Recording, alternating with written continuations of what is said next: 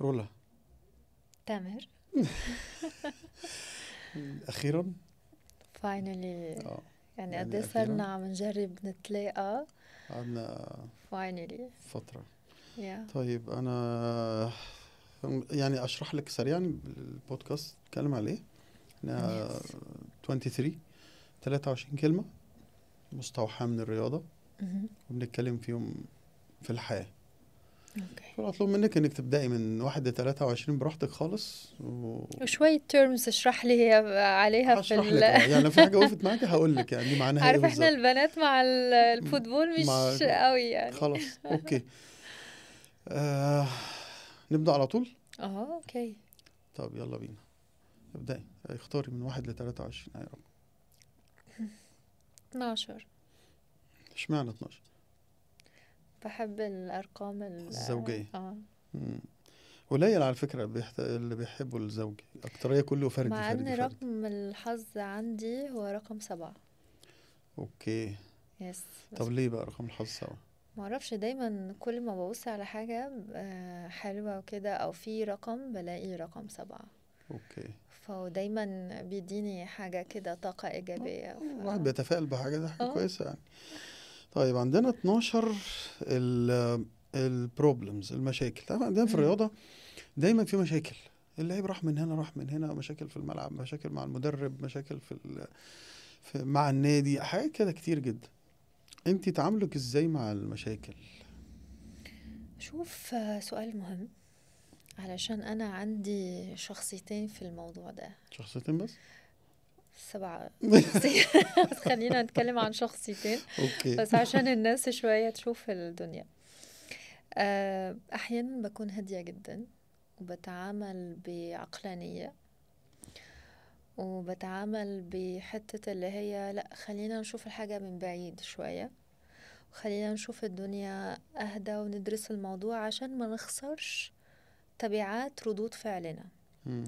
بس الجزء التاني تلاقيني لأ، ببقى قفشة قوي وببقى نارية جدا وممكن أزعق وممكن عاوزة أخد حقي. فأحيانا ببقى متهورة وأحيانا ببقى هادية على حسب بس ما بتهربيش من المشاكل.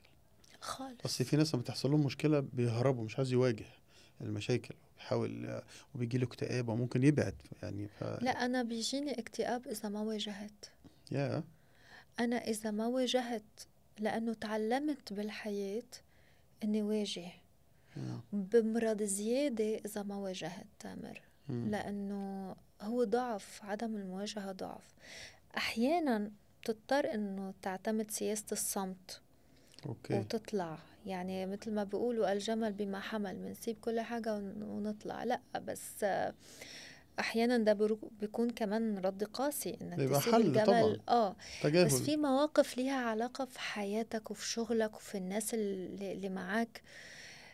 لو انت ما ردتش في موقف معين، هيبقى كل الوقت قاعد في دماغك تقول انا ليه ما قلتش كده، ليه ما ردتش، ليه ما طيب خدتش. انا عايزك تقولي لي، افتكري لي مشكله كده كانت كبيره جدا بالنسبه لك. شوف، في مشكلة صارت مؤخرا فعليا، بدون ذكر تفاصيل، وكان ممكن تأثر على حياتي المهنية وممكن تأثر على مسار مهنتي وممكن تأثر على كتير تفاصيل، حتى على الناس اللي أنا مسؤولة عنهم يعني في شغلك، بحياتي. احنا هنتكلم بقى في شغلك اللي هو شغل الاذاعه، تلفزيون، صح. التلفزيون، الإعلام. اعلامي، عشان يس. احنا لسه هنتكلم ان احنا يعني انا لما جيت ادرس او بشوف، مش بدرس يعني، بشوف اتكلم معاكي في ايه، لقيت ان انا مش عارف اتكلم في ايه ولا في ايه. يعني مش عارف اتكلم في كابتن طيار، ولا اتكلم في مذيعة اخبار من جوه خط النار زي ما بيقولوا، مم. ولا ممثلة، ولا يعني عندك حاجات كتيرة جدا. خلينا نتكلم في الإذاعة. حنتكلم بهاي المشكلة تحديدا، لأنه مم. اللي صار كان مطلوب مني هون، مطلوب مني الحكمة. لأنه أنا لو طب أنا عايز ما أعرف إيه المشكلة. هو صعب شوي نحكي مش ينفع نقولها بتفاصيلها. يعني؟ أوكي. لا، لأنه يعني في ناس معنيين بالموضوع اوكي فلازم نتحفظ شوي طبعا. على بعض الأمور، ولكن كان مطلوب مني الحكمة، وكنت عم فكر إنه أنا لازم فكر صح وأخد قرار صح، لأنه أنا ماني عايشة لحالي، في ناس مسؤولة، يعني مسؤولة مني وهتأثر كمان ولازم على حتأثر شغلك على طبعا. كتير اعتبارات وعلى الخطوات اللي أخدتها والقرارات اللي كتير أخدتها. فانت هادية في التعامل مع المشاكل، يعني ما انتش أه متسرعة يعني. بصيت على الموضوع من بعيد، اوكي. يعني أنا شفت الموضوع من بعيد، قلت يا رولا خلينا نهدى شوي، لأنه أنت مش لحالك بهيدي المشكلة، مم. أنت منك وحدك. مش لوحدك. لو أنا لوحدي كان تصرف آخر. اللي اتعاملت فيه لما قدرت أفكر صح، ومثل ما بقولوا قعدت مع ربي، قلت له يا رب، مثل ما أنت رجعت النبي يوسف عزيز وكان هو في قعر البئر، خليني أرجع عزيزة. مم. إيماني بربي كتير كبير، وهذا اللي صار. ربنا عطاني قدرة وحكمة إني حتى بكلامي مع المعنيين يبقى موزون عرفتي تتصرفي. ويبقى أعرف أتصرف. أخدت حقي، مثل ما بيقولوا بمصر تالت تالت ومتلت. ومتلت. صح. اوكي. ده مهم جدا طبعا. طيب ناخد رقم تاني. 7. 7. 7 الديفنس. عارفة حلو جدا. الدفاع. عندنا خط الدفاع طبعا لازم يبقى قوي جدا، يعني عشان ما يخش فيها مم. جون، اهم حاجة يعني. امتى بقى رولا وقفت تدافع عن نفسها، حست ان هي في موقف دفاع واضطريت ان انت تدافع عن نفسك؟ أوه. كتير. قولي لي مرة او مرات من في الكتير. مواقف كتير. أنا يعني تامر، أنا بشتغل وأنا عندي 13 سنة، فلك أن تتخيل طب كم قولي لي مرة وقفت اشتغلتي أدافع فيها 13 عن سنة، نفسي. اشتغلتي ايه وانت عندك 13 سنة؟ كنت كنت ببيع في محل، ببيع حاجات انتيكاتو كده، يعني حاجات كده لاكجري بتاعت الفرنتشرز. فانا كنت بنظف الحاجات وببيع الناس وبنزل على الديبو وكان عندي، كنت صغيرة بجد جدا. صغيرة جدا 13 سنة. وانا دلوقتي ساكنة قدام المحل ده بجد في ياه. لبنان.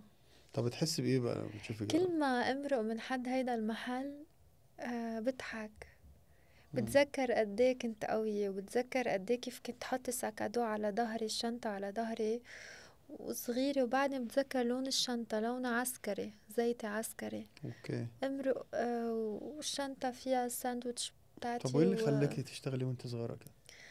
وحياة، الحياة بتفرض عليك اشياء. نحن ما وصلنا لهون لانه آه سوري شكلنا او بس شهاداتنا، لا، اي حدا بيقدر يكون معه شهادات، واي حدا بيقدر يكون شكله حلو، ما عاد في حدا شكله مش حلو بالحياة، بس قديش قادر يخوض تجربة الحياة ويكون جندي كفؤ بهيدي المعركة، معركة الحياة. فالحياة بتفرض عليك مم. تتوصل لرولا اللي هي موجودة هلأ قدامك، واللي هي انت عم تستضيفها عندك، لأنه she is someone. ما طبعا. صارت someone بالحياة إلا من بعد هالمعارك كلها. اوكي. فكان في معركة كتير كبيرة المعارك بدأت بدري قوي. جدا. صح. كبرنا قبل وقتنا. صح. انت لسه صغيرة زي القمر ما شاء الله. طيب ناخد رقم تاني. طيب 4. 4. 4 عندنا الإنذار، الكارت الأصفر. عارفة الحكم كده ساعات لما حد بيعمل خبطة جامدة، فاهمة صح الإنذار كده يعني.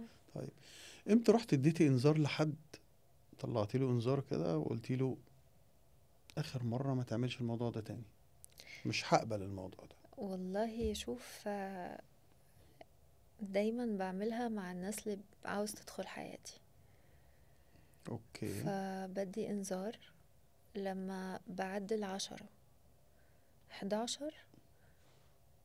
انا بحذرك، ما عملتش كده تلاقيني خلاص التصرف بتاعي ان انا بسيب زي ما قلت الجمل بتعدي لغاية بمحمل. 10؟ ايه هو بقى 10؟ بتفوتي مرة واتنين وتلاتة على و10؟ حسب أهمية الشخص عندي. ممكن يكون شخص في حياتي، ممكن يكون حد من أهلي، ممكن من محيطي، يعني من صحابي، على حسب أهمية الشخص بتلاقيني بعدي حاجات. يعني بتفوتي شويه قبل الانذارات، ما بتديش انذار على طول؟ على بس حسب. أحيانا بدي إنذار قبل ما أدخل حد حياتي، قول شوف أنا 1 2 ما 3 تقربش ناحيه ده، 1 2 1 2 3. لما ألاقي داس على الخط اللي هو مش لازم في حتى مش في بوصل كتير لحتة في كتير قوي الإنذار، اديتيهم باخد انذارات، قرار. في كتير قوي اديتيهم انذارات، واضح ان في كتير قوي خدوا لا انذارات. هو شوف لا مش كده في لا. الحياة. صح. في الحياة ما بقولك، مم. بغض النظر هو مين بحياتي، ممكن يكون صديق، ممكن في بس انت من النوع اللي الشغل. بيندي انذار قصدي يعني، لان في اه ناس ما بتديش. على حسب، قلتلك على مم. حسب أهمية الشخص. لو هو مش مهم عندي بسيبه وامشي. اوكي، من اولها على طول. آه. اوكي. بس ممكن، شوف أنا المشكلة عندي إن غضبي صعب، غضبي صعب جدا، ما يبانش عليك خالص يا راجل. عشان أنا هادية وخاف من البحر الهادي بقى. اوكي. البحر الهادي فيه لما يغضب قلبته الموج وحش. بيقلب الدنيا، ممكن يبلع السفن والصياد والدنيا كلها.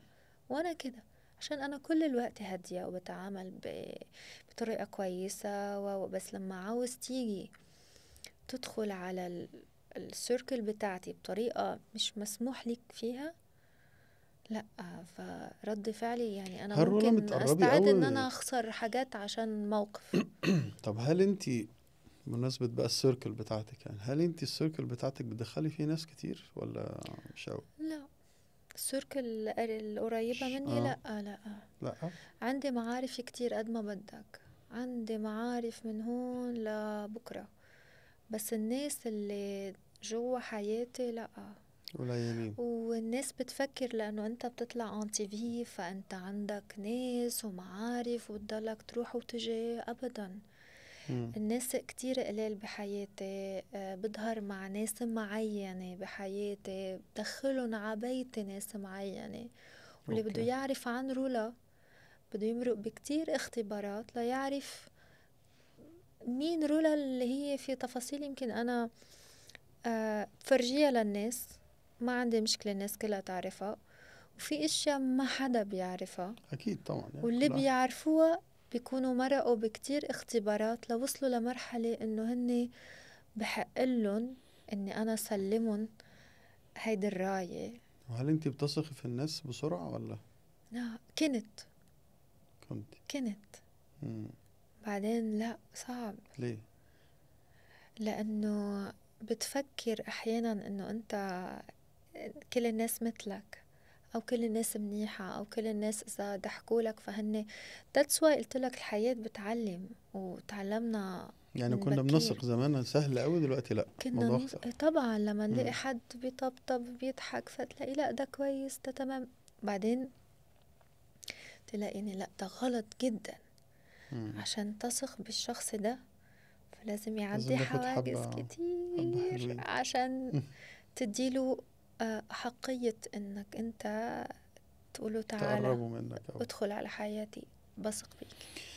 ناخد رقم تاني. 6 عندنا الكارت الأحمر. طرد. أظن بقى ده يعني ده واضح وصريح. خلينا نتكلم بقى، امتى رولا لجأت للكارت الأحمر؟ طردتي بني آدم من حياتك تمام، شكرا مع السلامة. هو لسه مطرود. لسه مطرود قريب؟ طبعا لا بقى؟ لسه مطرود لسه برا حياتي. شوف أنا مش باخد بعين الاعتبار الشخص اللي عاوزة أطرده من حياتي هيبقى مين، حتى لو كان من القريبين أو من الناس البعيدة. فبغض النظر هو مين بطرده من حياتي، عشان كده أنا غضبي صعب. طب مين اللي طردتيه من حياتك تفتكري كده؟ هل انت طردتي كتير من حياتك؟ لا هو شخص كان من حياتك مفروض طردتي شخص واحد بس؟ الباقي مش بالنسبة لي، لو طردتهم فهم ناس عاديين، فهم مش يعني حتى لو مين الشخص طب اللي طردتيه من حياتك ده، اللي هو الوحيد اللي فاكره انه اتطرد من حياتك ده؟ هو كانت حاجة شخصية يعني؟ آه اوكي. شخص ممكن بيأثر على حياتي كلها.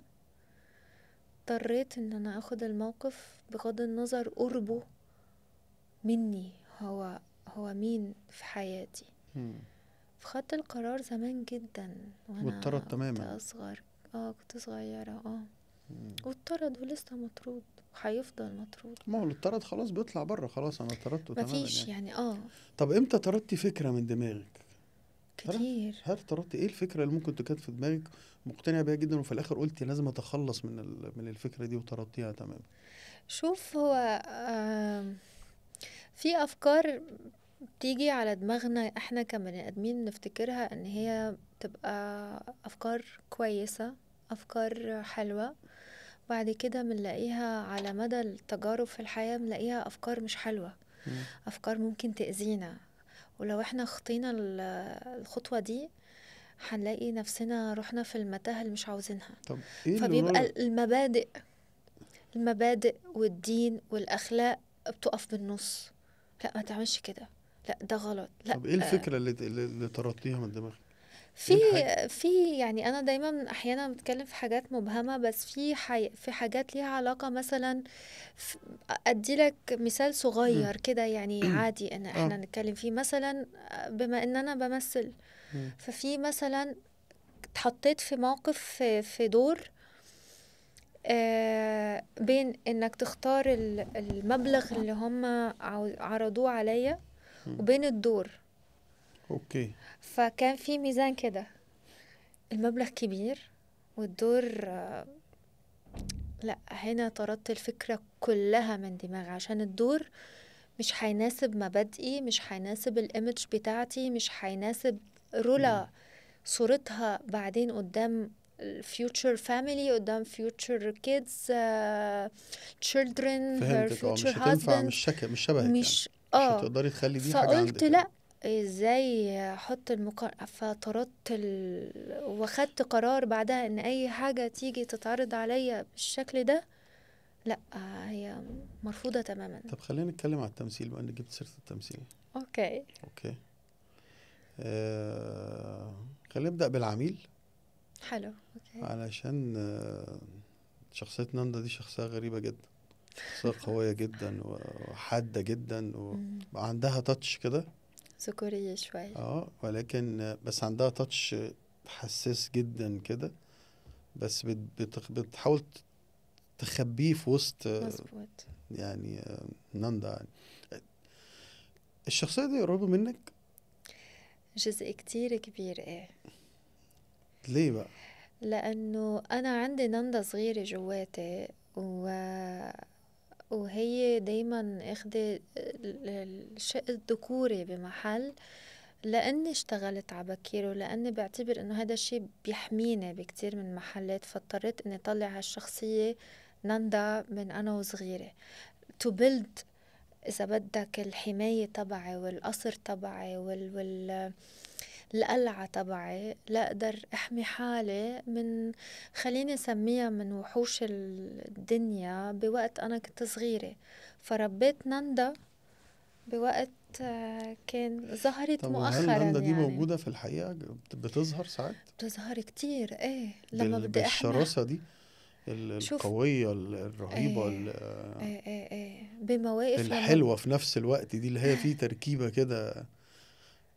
ناندا شفتها بمشاهد يمكن اللي حضر المسلسل انه هي بتتعاطف بعدين مع كمال وبصير في نوع من القرب بيناتهم، علما انه كانوا قبليها ما فيش أيوة توافق ما فاهم. بينهم. عن ناندا عندها هيدي الشخصية وأنا عندي هالشخصية اللي هي الحنونة اللطيفة اللي عندها مشاعر العاطفية جدا بس إلى أقصى بتخبيها. الحدود. بخبيها تأحمي نفسي بشخصية ناندا. ليه؟ لأنه الناس ممكن تستغل هيدي الكوتيه، يعني هيدي الزاوية إذا بدك، ولكن تأحمي حالي خليت طلع ناندا كل الوقت. مشان هيك بشغل بيتفاجئوا إنه رولا طلعت ما شايفين هالشخصية قبل بالحقيقة. لما بدي دافع عن فكرة أو بموقف أو مثلا صار شي زعجني بمثلا صار شي زعجني بالشغل for example، بشوفوا وجه ما شافوه، فكيف تحولت لإنسان آخر. عشان كمان شايفين واحدة قدامهم يعني ما شاء الله، يعني شايفين واحدة زي القمر كده وكيوت فكمان ان الاقي فجأة العكس تماما دي بتعرف بحدية شديدة جدا. وهي دي يمكن اللي خلى الشخصية بتاعت ناندا في مسلسل العميل اللي هو انا عايز اصدق ان دي فعلا بتعمل كده، لان التركيبة صعبة جدا. الناس القراب مني بيعرفوا انه عندي شخصية ناندا، بيعرفوا انه بتطلع بكتير مواقف. بتعرف البسينة او القطة لما تحمي ولادها فبتبقى شرسة جدا، طبعا. وانا لما بدي احمي نفسي او الناس اللي بتخصني او شغلي او فكرتي فببقى شرسة جدا، ولكن على حق. يعني انا ما بكون شرسة او بكون ناندا، بس بتوصلي للشراسة دي قصدي، آه. ما بيعرفوش بس ما يوصلوا. بأذي، ما بتأذيش. لا لا لا لا، لا، انت بس بس اللي هي تحمي ديفنس، عشان بحمي تحمي نفسي. نفسك. وضروري أي شخص فينا يكون عنده نندا بحياته، لأنه أنا على القليلة لا أقدر أحمي حالي، لأنه كنت دايما أحمي حالي ودايما بجرب دافع عن رولا. فما كان عندي نندا إلا اللي أنا إذا بدك خلقت هيدي الشخصية لأقدر أنا إذا بدك ساعد حالي بهالحياة. لأنه في شي نحنا منقوله يعني مثل فرنساوي بيقول سوابال اتتوا، يعني كوني جميلة واصمتي. بفكروا البنت اللي ربنا عطيها شوي إذا بدك يعني صورة منيحة أو حلوة أو قادرين نشوفها، بفكروها أنه هي شخص ما بتقدر تدافع عن حالها وبنقدر نستغلها و that's why أنا خليت حالي بحمي حالي بناندا. طب قوليلي احنا دخلنا التمثيل ازاي يعني؟ فجأة كده صدفة. صدفة. صدفة وأحيانا وفرص، وانت إذا ما عرفت تستغل الفرص صح فربنا بيعطيك مرة واتنين. هلأ كان يجيني كتير عروض تمثيل زمان وكنت رافضة الفكرة تماما، كنت أقول لأ ما خلص. ايه اول حاجة عملناها يعني؟ كان اول أنا حاجة عملتها ايه؟ صورت مسلسل وأخيرا كان دور إعلامية. in between عملت كليبات بس، ولكن كان دور إذا بدك في ستوري بالكليب مع الفنان زياد برجي، الفنان اللبناني طلع زياد مخرجة برجي. بقى وبتاع صح. الموضوع بجد قوي كده صح يعني. كان لذيذ جدا كان طبعا. لذيذ جدا وفعلا انبسطت بهذه التجربة كمان، علما اني كنت رافضة فكرة اني اصور كليبات مع ايضا كمان وليد توفيق، الاستاذ وليد توفيق. وبعدين سبت التي في اللي كنت انا بشتغل فيه، ولما نعرف اني سبت التي في اجا عروض، فاجا دور ناندا. انبسطت فيه كتير، قلت لهم اوكي مع ام بي سي. وانا وعم بصور مع ام بي سي اجاني نقطة انتهى. كمان دور صعب جدا، بنت سايكو ودور مركب وبطولة تانية، ودخلت عالم التمثيل من اوسع ابوابه بالوقت اللي انا يعني في ناس كانوا يقولوا طب كيف يعني في ناس صلها 15 و20 سنة. لا فتت مباشرة ام بي سي، مباشرة مسلسلات 90 حلقة. والناس عارفاكي، عارفة شكلك وعارفة. بس التمثيل له أربابه طبعا يعني أكيد. مش أي حدا بيقدر، في أي حدا يفوت يمثل، بس أنت عم تحكي ام بي سي ليختاروا شخص اوريدي ما عنده تجارب تمثيل سابقة. أيوة هو فقط طبعا. إعلامي صعب إنهم ياخدوا خيار، وسبيشلي دور ناندا. دور أيوة ناندا طبعا. دور صعب طبعا. دور بنت بتعمل فايت لا محتاج سينز أكيد بقى وذكوري وغيرنا تتدربي كتير بالشكل ويعني وتدربنا على مشاهد الفايتس، وكان في بايك وكان في شكل ذكوري تحول شكلي كومبليتلي لمشي معين. أنا شفت العميل وشفتك كده في الشارع، مش هربط بين الاتنين، واحدة ثانية تماما. كانوا يعني بالشارع يقولوا لي بتشبه اللي عم تمثل بالعميل. قلت ايه لا صوتي ولا وبعد شكل كده طريقتك شكلي. ايوه طريقتك غيرتي واحدة تماما، انت ركبتي شخصية تانية تماما يعني. كان عندي زميلتي دانا الحلبي اللي كانت كمان زميلتي بالمسلسل، كانت بدور شخصية دونا، وجه لها تحية بحبها كتير. كانت تقلي انت بس تلبسي شخصية ناندا فجأة بيعرضوا كتافك وبتصيري أبو علي. وليه؟ شو فجأة أيوة. بتتحولي.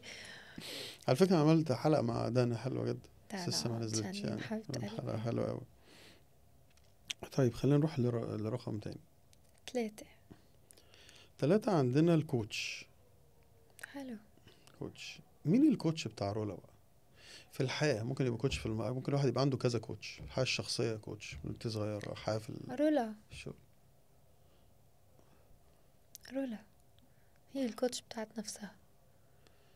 ما لا اشتغلت وهي صغيرة، ما هي اللي كانت مفيش الرقيب. كوتش، مفيش جاد فاذر ليكي، هي مفيش.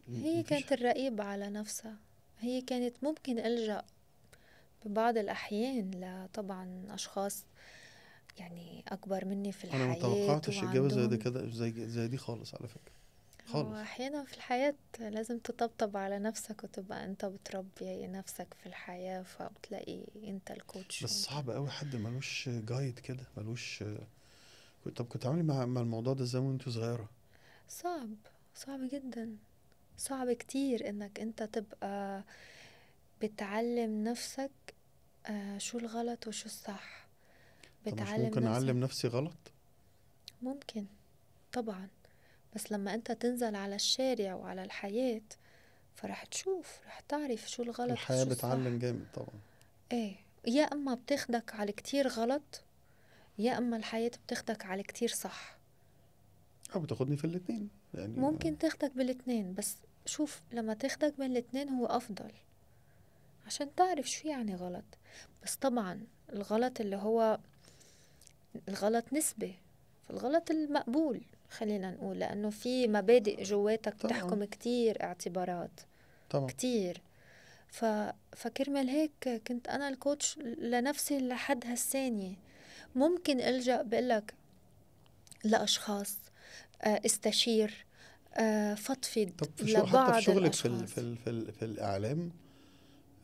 لا، في شغلي في الإعلام كان عندي كوتش مهم جدا، مين بقى؟ 15 سنة من حياتي هو اللي مربيني بمهنة الإعلام، ولهلأ بقولها وهو موجود معنا هون بمصر وزميل، صرنا زملاء، لكن هو مين بقى؟ أستاذي الأستاذ الدكتور سامي كليب.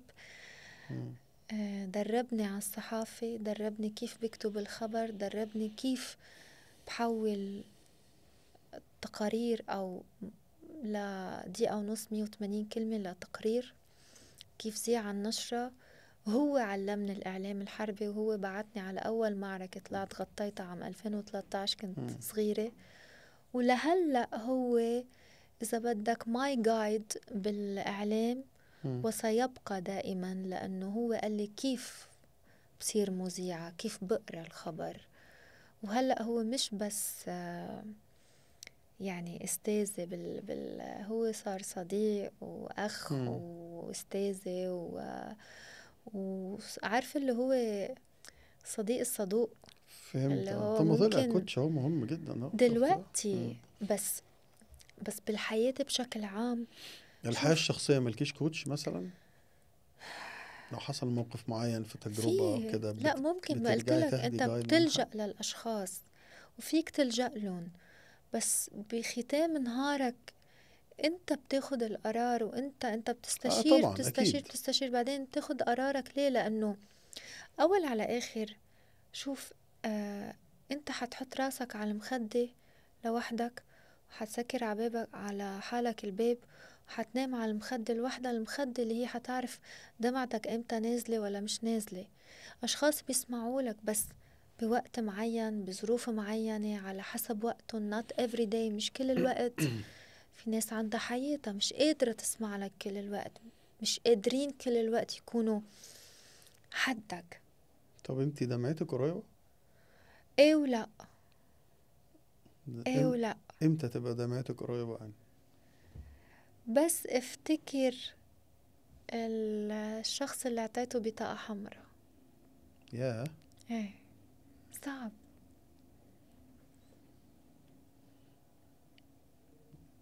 ليه؟ لأنه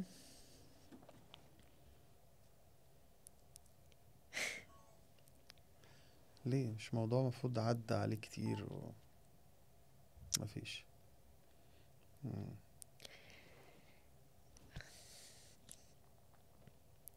في جروح بالحياة قد ما قطبتها بتضلها مبينة، مم. مهما بتضلك شايفها وبتتذكر هاي ليش انت جرحت ايدك، رح تعرف سببها، ما رح تنسى. مم. فبتضلها موجودة، بتعلم بحياتك، بتربيك، بس بتقسى عليك كتير وبتخليك شخص عندك كروت حمرا كتير حاطتهم بالجيبة، مسكن هيك بأي لحظة ممكن تعطي كارت أحمر لأي شخص.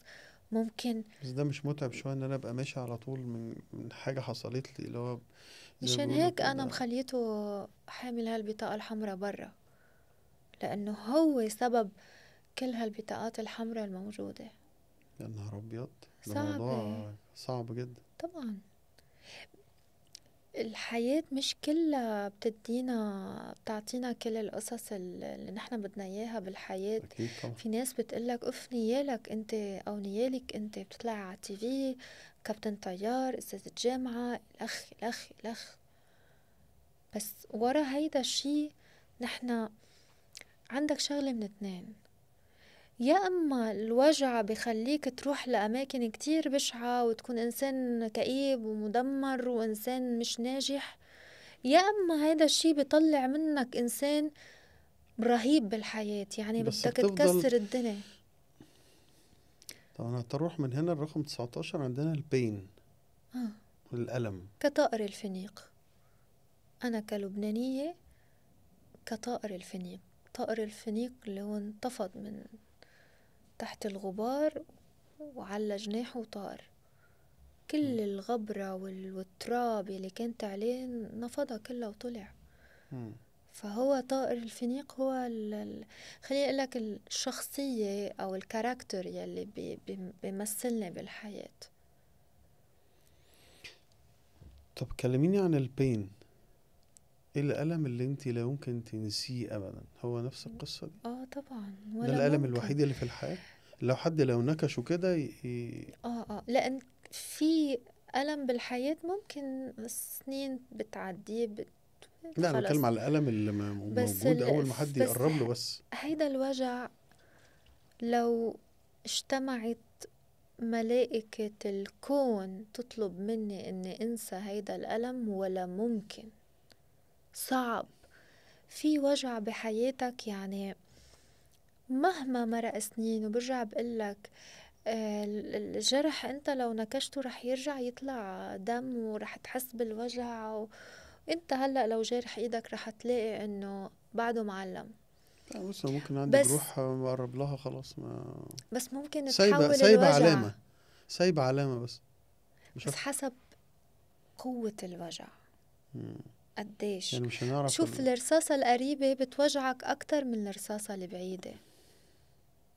أنا لما بدي أطلق النار على شخص من مسافة قريبة، خلينا نحكي بعلم العسكر، مسافة قريبة بتدخل ممكن تقتل وتوجع. ممكن رصاصة تبقى جواتك، بنسميها رصاصة بتخاوي الجسم، هي موجودة جوا بس ما فينا نطلعها. مم. رصاصة الأبعد لأ، أخف نوعا ما. فهيدي كانت رصاصة قريبة نفسي أعرف جدا. الموضوع جدا. curiosity kills the cat. يس. طيب ناخد رقم تاني يا رول. 2. 2 عندنا التشالنج. أوكي. انت حياتك كلها تحديات اكيد، انا متأكد، لان انت يعني زي ما قلتي كده من شوية استاذة جامعة وطيارة وشغلك كمان في الاعلام. انا شفت كام حاجة، انت واقفة جوه ضرب النار، جواه. مش مش حتى هو وراكي من بعيد، مثلا انت واقفة على جبل ووراكي مثلا الضرب بيحصل على بعد مثلا كيلومترات ولا حاجة. انا شفت 200 متر. شفت حاجة 200 متر القصف شغال وعمارة اتهدت وراكي مبنى كامل اتهد وراكي، يعني حاجة صعبة جدا. قلبي ميت بهالقصص، هل قلبك ميت فعلا فعلا؟ بهالقصص. كان السبب الأساسي إنه أنا إني كون عم غطي حرب وعم كون يعني أنا طب كنت اشرحي لي يا رولا الموقف ده، لان احنا كتير قوي بنتفرج على ده مم. ونشوفه من كتر ما شفناه، بنشوفه كده من بعيد. بس انا ما ركزتش شويه معاكي وانا بتفرج على اللي انت بتعمليه يعني.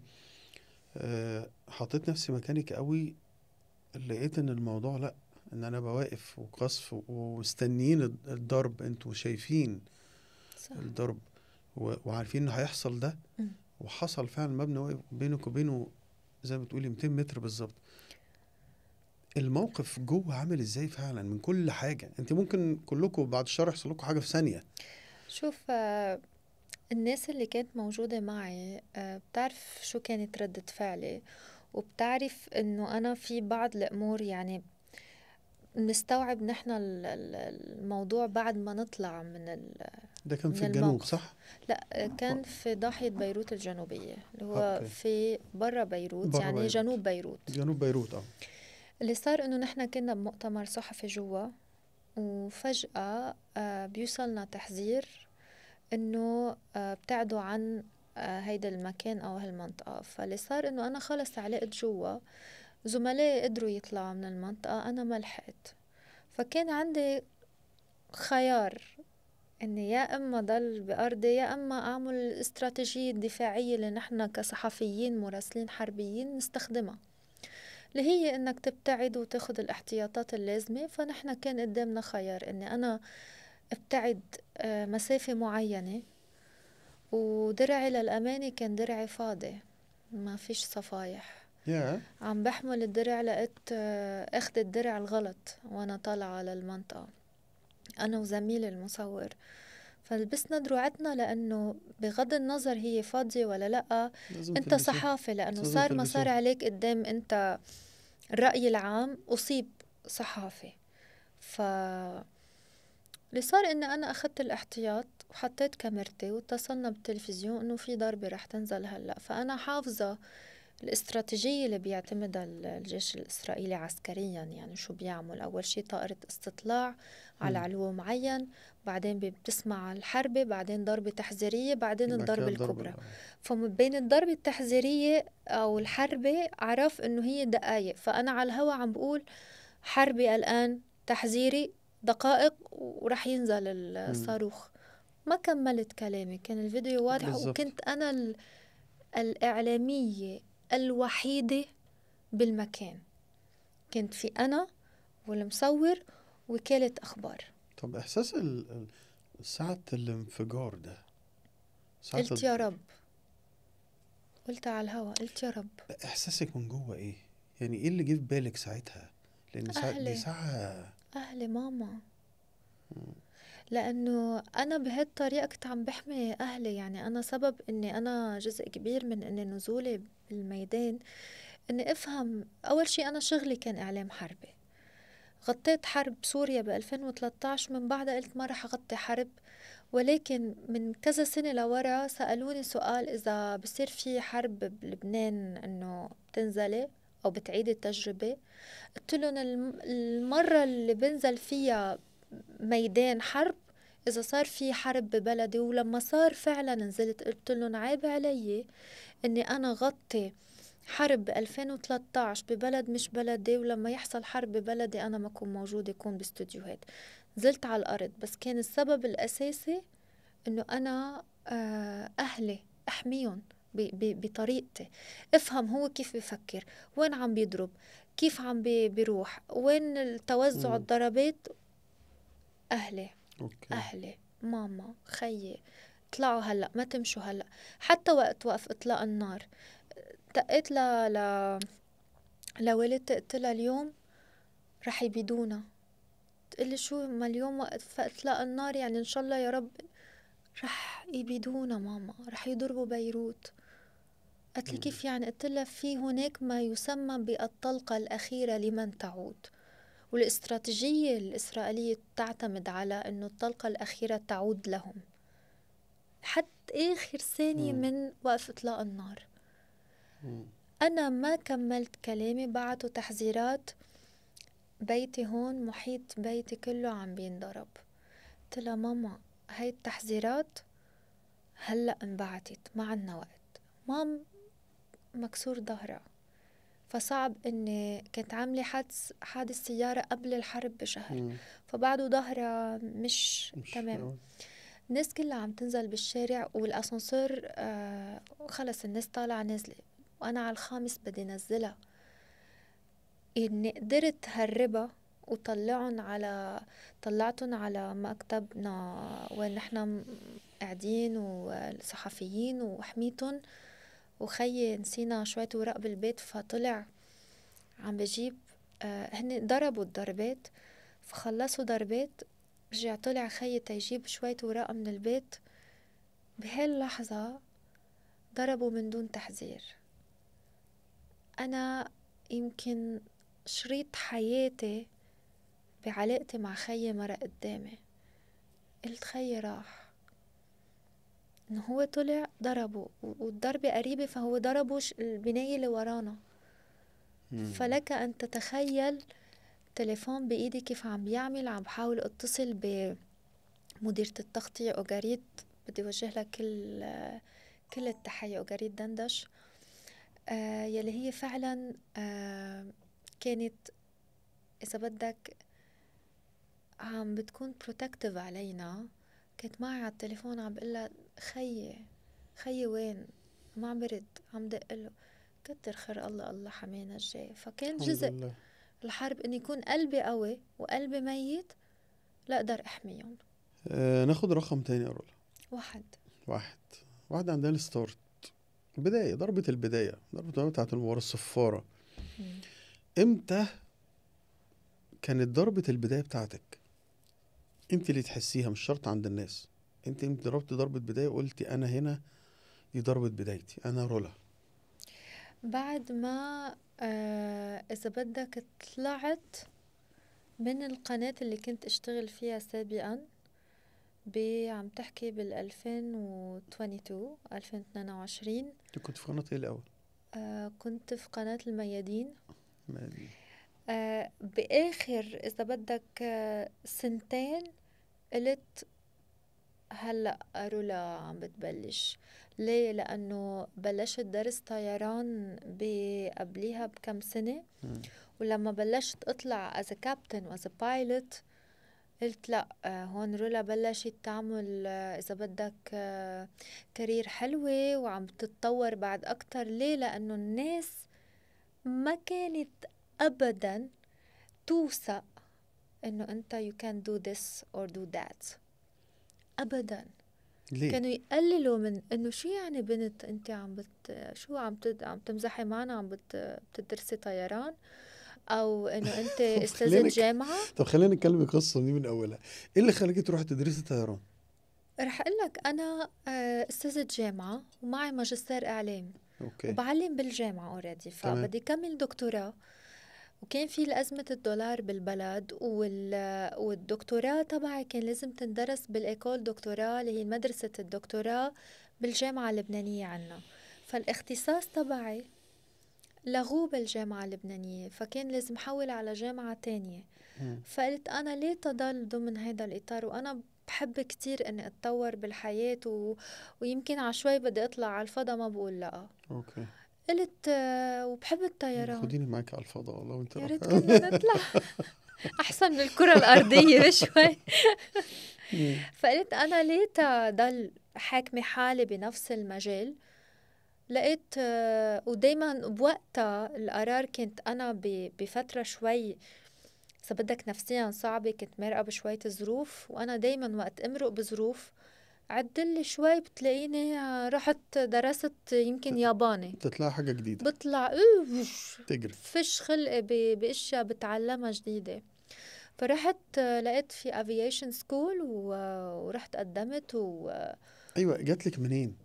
بحبها من زمان. يعني انت من زمان وانت بتحبي الافيشن. وانا عندي اذا بدك كنت دايما انا وصغيره واقفه على البلكون واطلع بالسما وشوف النجمة واحكي مع النجمة، اقول وان داي انا رح علي، ما بعرف، علي بشغلي، علي بالسما، بالحقيقة، علي، ما بعرف.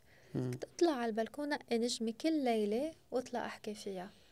حتى سوري النمش اللي عندي بعتبرهم يعني it's something هيك spiritual شوي او شي شوي طبعا ده غريب. حلو جدا على فكرة، ده في بعتبرهم ناس انه هودي بنفسها. النجوم اللي كنت عندهم انا وصغيرة. فبحسهم شي خاص.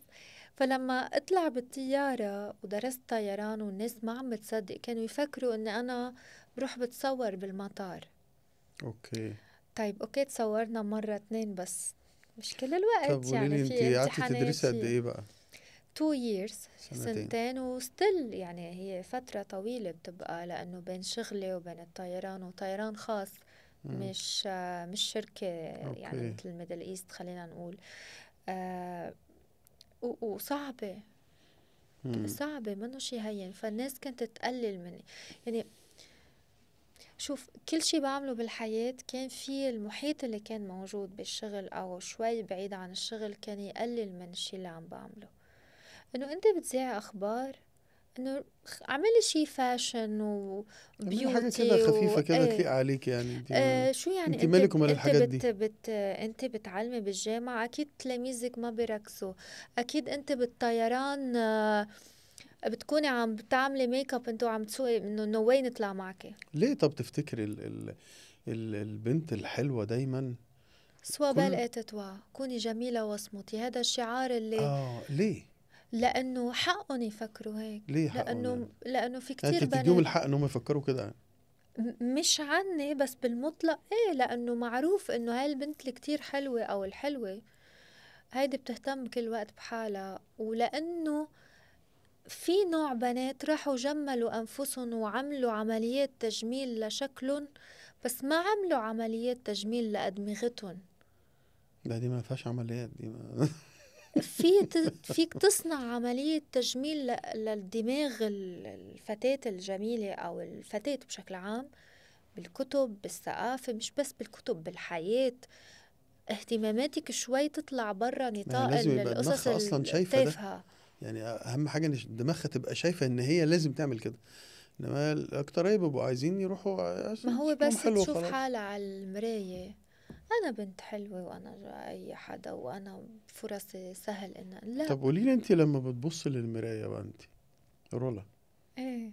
لما تبص للمراية كده، تصحى الصبح كده تبص للمراية كده، بتقولي ايه أول شي لنفسك؟ بدي وقت لأستوعب إني فقت. لما خلينا فوق نبلش من الاول. هون. كتير بدي وقت، أنا وين، أنا مين.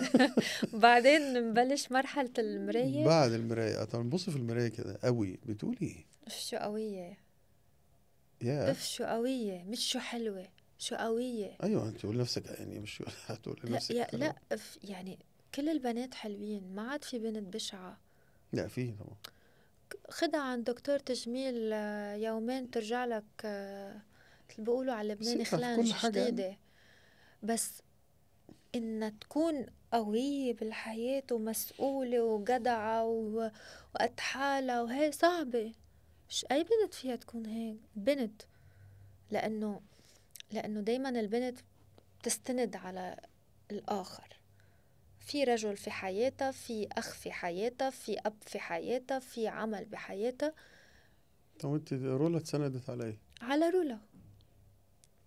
رولا لما بنت عمرها 13 سنة تنزل على الشارع تشتغل، طفلة لسه بقولوا عودة طري، فبدها تبني حالها بحالها بحالها بحالها. بعدين صاروا الآخرين يستندوا على رولا بعد ما استندت على حدا. انت شبه مامتك ولا باباك؟ بالشو؟ بالشكل ولا بالحياة؟ بالشخصية الاول ماما. والشكل. ماما بس فرق اللون شوي. والله ماما حلوة كده. ثانك يو. طيب ناخد رقم تاني يا رب. 10. 10. 10 التشينج، التغيير. تعرف حلو. عندنا في الرياضة، في الكورة، احنا حالة دايما من التغيير. ما عندناش تمرينة زي التانية. صعب أوي أشوط كورة نفس الكورة اللي شوطها، لا يمكن لا يمكن. كل ماتش غير التاني. ممكن اغير بقى من ملعب لملعب، من نادي لنادي، من جمهور لجمهور، من بلد لبلد. يعني على طول عندنا تغيير. هل رولا من النوع اللي بتحب التغيير ولا امم ايه، بس مشكلة ايه التغييرات اللي بتغيريه في حياتك وايه اللي ممكن تغيريه؟ مبادئي واللي تربيت عليها والقصص اللي حطيتها انا، اذا بدك ستاندرد عندي ما بغيرها. بس بغير ايه، بقدر بغير بلد، بغير كارير. مع انه انا اليوم موجودة بمصر، كان صعب يعني اطلع من لبنان. الحمد لله على السلامة. لبنان حبيبي، لبنان بلدي وقلبي بيوجعني انه انا مش موجودة بلبنان حاليا. بس وب- وعندي كنت دايما اقول انه ولا ممكن اني انا غادر بلدي، ولا ممكن. يمكن الشيء الوحيد اللي بخليني غادر بلدي، قلت يمكن كونت أسرة في مكان آخر أو شيء هيك. بس أما إني أنا أطلع من بلدي كان صعب. والتغيير هو خوف، طبعا. بيسيبك ما خوف، هو بيسموه fear of change. بتعمل يعني مثل بانيك. ليه؟ شوف بالحضارة المصرية زمان، في التاروت المصري. التاروت زمان في الديفل، بيجي حد منه شمس. شو بيعني؟ لأنه أنا شوي بقرأ عن بعض القصص اللي لها علاقة بالماورائيات واللو اوف مم. اتراكشن وهيك. فلما يكونوا اتنين مجموعين مع بعض، الديفل مع الشمس، تغيير بيوجع، بس في حياة بس في وراه حاجة حلوة. جديدة. that's why بيطلعوا لك اتنين مع بعض. التغيير صعب.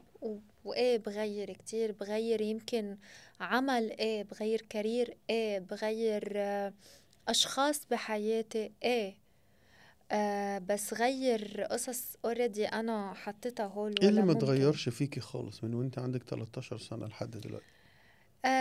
كتير اشياء بحبها ما تغيرت. زي بعدني على قد ما انا جبارة وقوية وأبو علي وناندا، خلينا نقول، في رولا صغيرة تافهة، بتحب تلعب، عندها قصص كتير غبية بتعملهم، بعدها عجقة. أمي بتسميني زيبة، ما بهدى، بضل أنا صغيرة وبحب الحياة كتير. ولا مرة حسيت إنه أنا ممكن أكره الحياة. أزعل منها إيه، اكرهها لا. ودايما full of energy بس حتى انت لو قلتي لي انا مع اني جبارة وقوية، وانت شايفة ايه نفسك كده فعلا؟ ايه ايه؟ طبعا، طبعا، طبعا. لا، تفتكري ده فعلا يعني، ولا ده الشيلد اللي انت حطاه؟ لا، هو ليه؟ لأنه جبارة وقوية. ليه؟ لأنه خلينا نرجع على البطاقة الحمراء اللي حكينا فيها. نرجع للبطاقة لما الحمراء. تاخد انت قرار تخرج شخص مش مفروض تخرجه من حياتك ببطاقة حمراء، وتكون قد هيدا القرار، فانت جبار. جبار على شخص مش مفروض نحنا ناخد بمبادئنا وبحياتنا هيك قرارات. أخدت دعست على كل شي جواتي وكنت جبارة. ايه، مم. جبارة قدام وجع أمي لما تكون هي مريضة، مم. وقدامي كان في مواقف كتيرة ممكن ماما كانت تروح من بين ايدي، كنت كون جبارة ودمعة ما تنزلي. بيني وبين نفسي إن شاء الله أخبط راسي بالحيط أستفل، بس لكن قدامها، قدامها ما ينفعش. قدامها ما ينفعش قدامها تقعي. ولا شعور. ما ينفعش طبعا. ومش بس هيك، لأنه أنت عم تحميهم، هي أنت مسؤول مستقوية بيكي، ما عنهم. ينفعش تشوفك. طبعا. إذا هي سندت على طبعا. عمود عامل هيك، توقع مم. هي والعمود. طب نروح لرقم تاني يا رولا. تفضل. قولي كده، اختاري. أمم. 8. 8 عندنا الفار، الفي ار. اشرح لك الفار في الكرة نعيد عامل ازاي. المشهد. تعيد المشهد تاني. يس. خدتي قرار او كونتي فكرة عن حاجة معينة وخدتي فيها قرار، بعد كده لا، يرجع للكاميرات فممكن يغير، او يقول اوكي لا انا صح. امتى في الحياة كونتي فكرة عن شخص ما، سواء بالكويس او بالوحش. مم. ولما قربتي للمشهد تاني كده وقربتي قلتي لا لا لا، ده طالع حد تاني خالص، عكس. كتير. قد ما ايه بدك. بقى دي بقى اللي شوف، هي من وقتها صرت اتعلمت انه انا ما احكم على على حد من الاول؟ الظاهر. مشان هيك مم. قلت لك الحياة بتعلمك. طب قبل ما في تاخديني بقى في الحياة بتعلمك في والكلام ده مرات كله، حكمت على عايز اشخاص من اعرف برا، مين يعني مين. من اشخاص، يعني عم تحكي انت في يكونوا اصدقاء، في يكون شخص، خلينا نقول، في يكون مثلا بيقدر يكون حبيب، بيقدر يكون صديق، بيقدر يكون. مين بس الشخص اللي انت كنت مكونه فكرة قلتي لا ده احسن حد في الدنيا وخلاص ده كده تمام ولما قربتي قلت يا نهار اسود، ده مش في شخص دخل على حياتي وقلت هيدا هو ربنا الحدا بعتهولي من السما. ايه، لانه هي كان الظاهر هيك، الظاهر مش نفس بس القصة لإلي. الأولانية برضه؟ لا لا لا لا لا حاجة تانية. لا لا لا. اوكي. شوف، خليني اقول لك شغله. موضوع الحب والمشاعر، اسفه، موضوع الحب والمشاعر، انا بالنسبه لإلي بعطيهم بطاقات حمراء وبيطلع شخص بيدخل شخص اخر. ما عندي فكره انه انا اندم او اف او حياتي وابقى على ذكرى، لا خالص. خالص. في 8 مليار بشري على الكرة الأرضية، راح العاشق بيجي المشتاق، قلبك عم بينبض، بتزعل ايه. بس كده في معجبين كتير قوي هيخافوا من القصة دي، يعني نعمل حساب الموضوع ده. هو مش مهم كترتهم، مهم الرجل اللي بيبقى من ضمن مم. هالمجموعة. بس شوف، مش مهم انه نحنا تقربوا اشخاص او لا، ولا هيدا بيعني انه نحنا نستخف بمشاعر الاخر، لا. ولكن بنزعل ايه، بنبكي ايه، ممكن نكتئب ايه، بس بنعطي وقت لحالنا وبعدين الحياة بتكمل.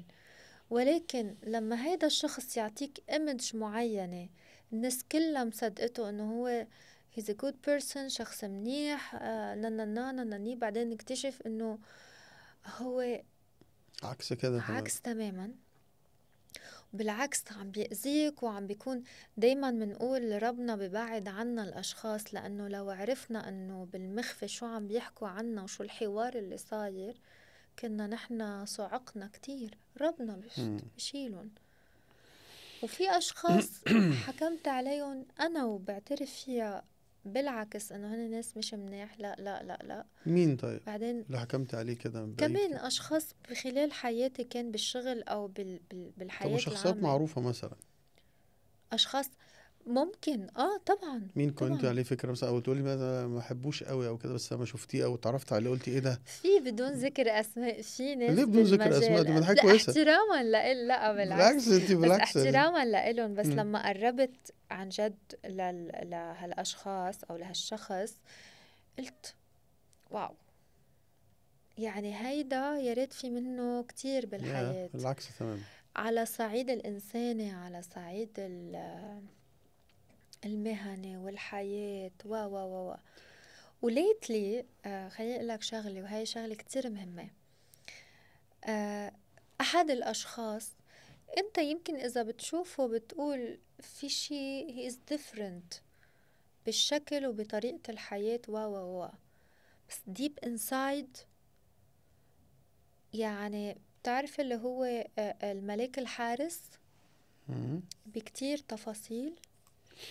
بتقول سبحان الله، كيف ربنا بخلينا نشوف أشخاص بالنسبة لنا، لأنه يمكن different وغير بكتير اعتبارات، بس ادخل لجواتهم هن يمكن أحسن من مم. كتير عالم. بس ما قلتليش برضه على شخص معين، بس ماشي طيب. ولا ذكر نروح أسماء، لرقم ولا تاني ذكر طيب. أسماء. اوكي ماشي. انا ماشي بالراحة اهو تمام، ما قلتش حاجة. الحمد لله يا الحمد رب. لله.